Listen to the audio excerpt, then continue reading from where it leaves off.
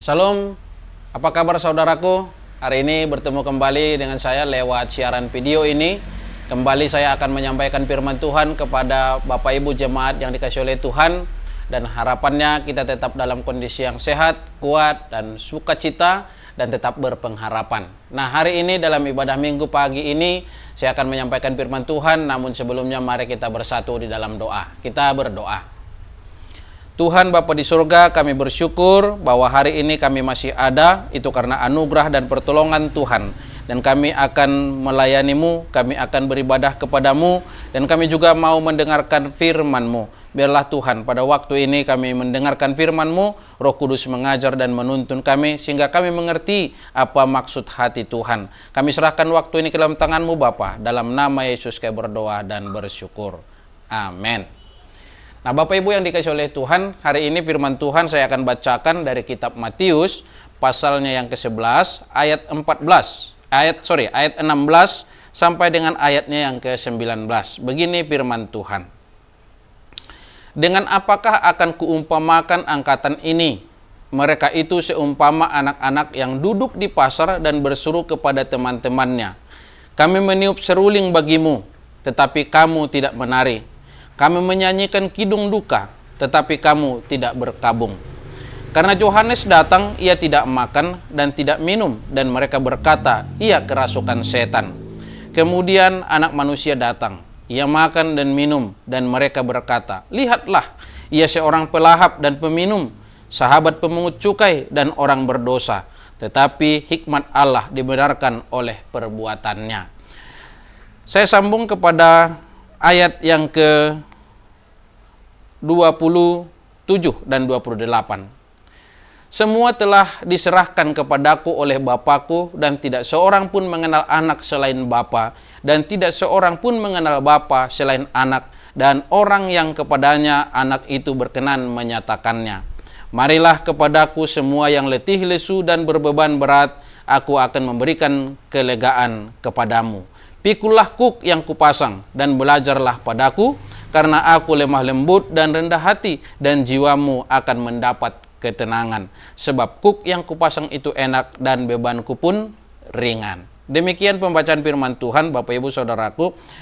Hari ini saya mau katakan bahwa kemarin sudah ada rapat pertemuan antara pihak pemerintah, dalam hal ini kepala desa, dan juga pihak kesehatan dari Dinas Kesehatan Deli Serdang bersama dengan para pimpinan-pimpinan gereja Semulyo Rejo dan juga majelis atau pengurus gereja. Nah, dalam pertemuan itu disampaikan bahwa silahkan beribadah, silahkan melakukan kegiatan di gereja, tetapi harus tetap mengikuti protokol yang sudah ditetapkan. Nah, oleh karena itu dalam minggu ini kami berencana akan melaksanakan rapat dengan teman-teman majelis supaya kita sikapi dan kita berikan tanggapan terhadap apa yang sudah disampaikan oleh pemerintah kita. Nah, oleh karena itu Bapak Ibu Saudaraku yang dikasihi oleh Tuhan, mari kita tetap menjaga kesehatan dan ikuti protokol yang berlaku supaya kita tetap sehat dan kuat dan tidak ada di antara kita yang terjangkit virus COVID-19. Nah, kembali kepada firman Tuhan yang sudah kita baca tadi, Yesus ketika datang bertemu dengan orang banyak setelah Yohanes Pembaptis menyampaikan ajarannya, dia katakan sebuah sindiran halus kepada rakyat, kepada masyarakat pada saat itu yang hadir bersama dengan dia. Dia katakan, kamu ini seumpama anak-anak yang duduk di pasar dan berseru kepada teman-temannya. Kami sudah meniup seruling bagimu, tetapi kamu tidak menari. Loh, kenapa? Kira-kira begitu ya. Kami menyanyikan kidung duka, tapi kamu tidak berkabung. Nah, ini adalah sebuah sindiran yang disampaikan oleh Yesus kepada orang banyak pada saat itu. Begitulah karakter mereka, seperti karakter anak-anak, seperti orang-orang yang duduk di pasar dan berseru kepada teman-temannya. Jadi kedewasaan belum ditemukan. Kenapa? Karena masih ada sifat atau karakter yang hanya saling mengolok, saling mengejek, dan saling nyinyir satu dengan yang lain. Nah, Yesus tidak mau kondisi yang seperti itu dimiliki, dipertontonkan oleh masyarakat.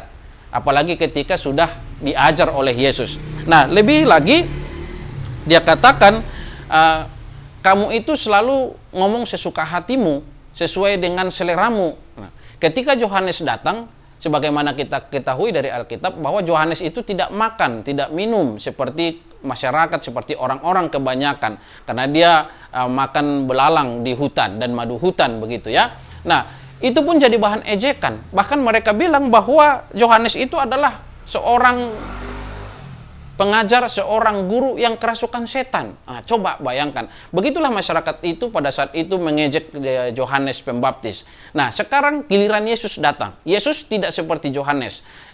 Yesus makan, Yesus minum, dan dia bergaul dengan pemungut cukai dan orang-orang Farisi. Nah, ketika Yesus hidup seperti itu, masyarakat juga mengejek, masyarakat juga menghina, masyarakat juga membuat dia seolah-olah menjadi orang yang pantas untuk diolok-olok. Dia katakan, lihat, dia seorang pelahap, dia seorang peminum, sahabat pemungut cukai. Nah, apa artinya, Bapak Ibu Saudaraku? Yesus pun pada saat itu tidak lepas daripada cemooh, ejekan, hinaan masyarakat pada zamannya. Nah, kalau hari ini ada kita lihat saudara kita di lingkungan kita yang masih saja juga mengolok-olok siapapun, ya, bukan hanya pendetanya, bukan hanya majelisnya, tetapi siapapun, baik itu orang tua, baik itu saudara, sahabat, yang melakukan sikap seperti yang diingatkan oleh Yesus ini, memang sejak dahulu pun sudah ada karakter yang seperti itu. Sudah ada orang-orang yang seperti itu. Jadi nggak usah heran dan nggak usah kita ambil pusing tentang yang begitu. Nah, itu sebabnya Yesus katakan kepada mereka pada saat itu bahwa kamu ini seperti apa? Anak-anak yang duduk di pasar dan berseru kepada teman-temannya. Jadi ini pedas sekali. Ya. Ini sebuah ungkapan yang sangat menyayat sebenarnya, yang tajam disampaikan oleh Yesus. Tetapi setelah itu, kalau kita lanjut lagi kepada bagian firman Tuhan yang saya bacakan pada ayat yang ke-27 sampai dengan yang ke-30, Yesus juga mau mengingatkan kepada orang banyak bahwa ketika kamu melakukan tugas yang kupercayakan, ketika kamu percaya kepada firman yang kusampaikan, ketika kamu menerima panggilan, menerima tugas yang kuperintahkan kepadamu, ingatlah bahwa kuk yang kuberikan ini, bahwa beban yang kuletakkan di atas pundakmu ini bukanlah sesuatu beban yang membuatmu tersiksa, bukan yang membuatmu menderita, bukan membuatmu semakin jatuh dan tidak bernilai, tapi justru kuk yang kuberikan ini adalah enak dan bebanku pun ringan. Karena apa?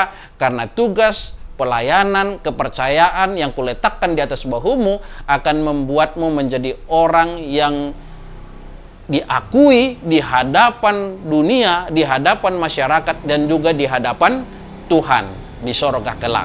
Nah, itu sebabnya pada ayat yang ke-28 dia katakan, bagi siapapun yang mendengar pada saat itu tentang ajarannya, dan bagi kita pada hari ini disampaikan juga lewat khotbah ini, marilah kepadaku semua yang letih lesu dan berbeban berat.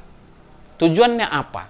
Yesus mau ingatkan bahwa ketika kita mau melakukan sesuatu pekerjaan yang diperintahkan oleh Tuhan, yang diperintahkan oleh Raja kita itu, baik itu melalui gereja, baik itu melalui pemerintah, baik itu melalui orang-orang yang ada di sekitar kita, lakukan itu dengan ikhlas, lakukan itu dengan sukacita, lakukan itu dengan penuh rasa tanggung jawab. Dan kalaupun kita merasa lelah, merasa capek, merasa terbuang waktu kita, merasa kita tidak dihargai oleh siapapun yang kita jumpai, disepelekan oleh mereka, dia katakan, marilah kepadaku.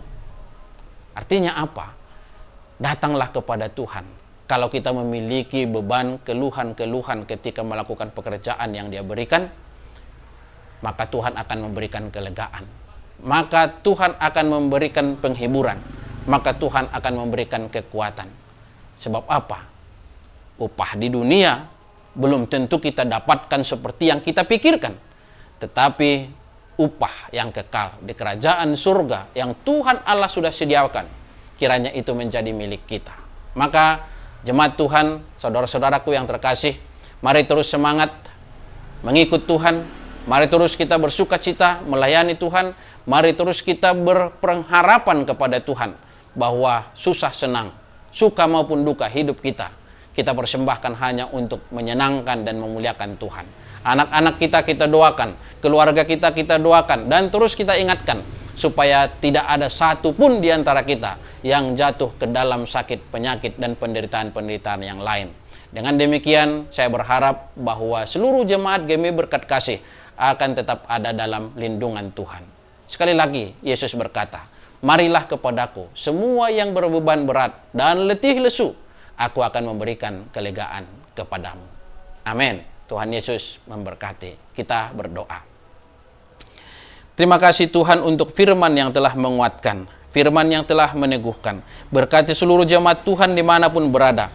Biarlah kami semuanya ada dalam perlindungan Tuhan. Kami tetap aman, kami tetap berbahagia, kami tetap bersemangat untuk melanjutkan hidup. Berkati keluarga-keluarga dalam aktivitas mereka dimanapun berada. Berkati anak-anak kami yang jauh dari pandangan kami. Berkati pendidikan, berkati pekerjaan mereka. Terima kasih Tuhan. Kami berdoa buat segala rencana-rencana kami ke depan, buat kondisi yang sedang kami alami pada saat ini. Tuhan kiranya berkenan untuk memberikan kami pertolongan. Biarlah kiranya COVID-19 ini segera berlalu dan tidak ada dari antara kami ya Tuhan yang terjangkit. Lingkungan kami, kampung kami, daerah kami, bahkan kota kami ini, kami berdoa Tuhan kiranya menolong dan memberkati. Terima kasih Tuhan Bapa di surga. Ini doa dan permohonan kami naikkan di dalam nama Yesus.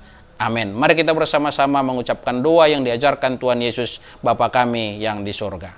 Bapa kami yang di surga, dikuduskanlah namamu, datanglah kerajaanmu, jadilah kehendakmu di bumi seperti di surga. Berilah kami pada hari ini makanan kami yang secukupnya, dan ampunilah kami akan kesalahan kami, seperti kami juga mengampuni orang yang bersalah kepada kami. Dan janganlah membawa kami ke dalam pencobaan, tetap lepaskanlah kami daripada yang jahat, karena Engkau yang punya kerajaan dan kuasa dan kemuliaan sampai selama-lamanya. Amin. Bapak Ibu jemaat Tuhan, marilah kita melanjutkan hidup kita. Layanilah Tuhan dan sesama kita, terimalah berkat Allah.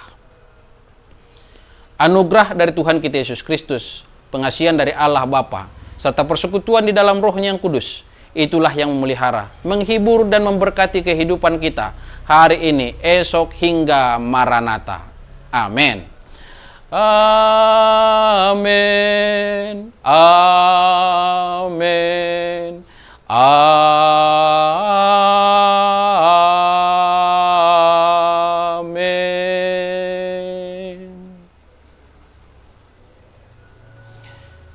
Shalom, selamat hari Minggu. Tuhan Yesus memberkati.